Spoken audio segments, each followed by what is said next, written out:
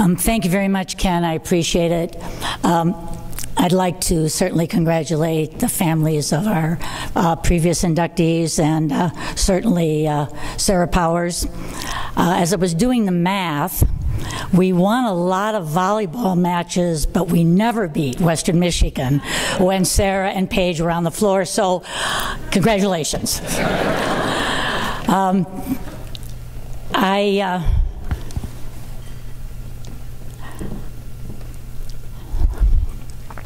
I want to say, before I get started talking a little bit about what Central Michigan has done for me, I want to say this to Sarah and Paige. One of my proudest moments was being in Reed Fieldhouse, standing room only, 1984, when you all hosted, I believe it was 84, when you all hosted the NCAA semifinals. Never before and never since as a MAC volleyball program hosted at that level. They've played at high levels, but they've never hosted. So thank you for a proud moment for me with a sister institution that I always wanted to beat them, but they beat us a lot, but I always respected you. We did win a few times when you two were not there.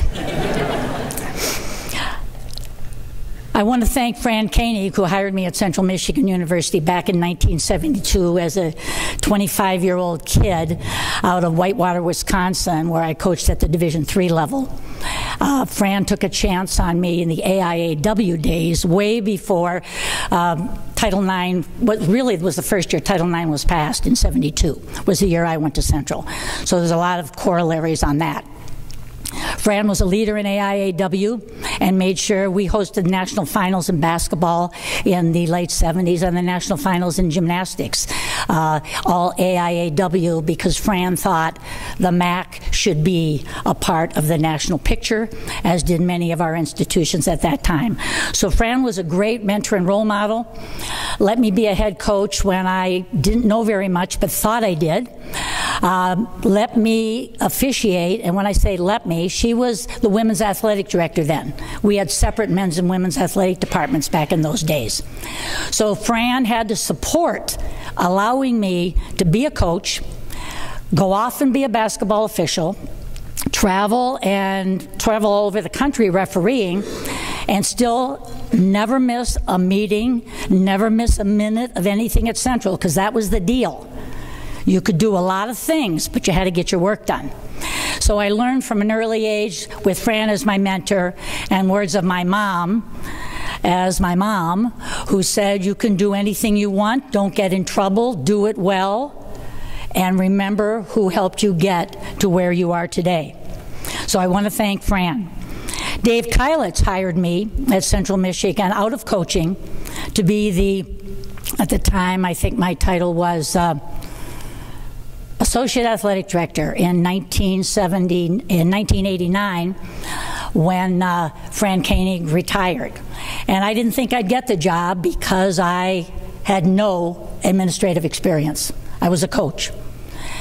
But if you do things right where you are and get them done well, you always hope people notice. And apparently Dave did, because we brought in two women with experience. He hired me. So first day in my new role, I go, Dave, why didn't you hire the woman from Iowa and the woman from Wisconsin? He goes, because you were here 17 years and you never messed up. I go, okay, thanks, I appreciate that. So you got your marching orders, don't mess up now, because they had way more experience than you did. But again, it goes back to being trained well. Central Michigan has allowed me to grow, mature as a professional, a coach and an administrator. And there's absolutely no other place I could have worked in my career that would allow me to do the breadth and variety of things I did at Central Michigan. You know, from Fran Koenig, Dave Keilitz hired me, Herb Dramedy, our football coach, to Dave Hickey today. I've had a lot of really, really good mentors who allowed me to do more than what was in my job description, as long as I got my work done. So I learned that early on in my life.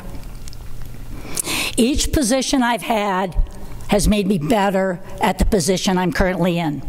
I was a better coach because I was an official.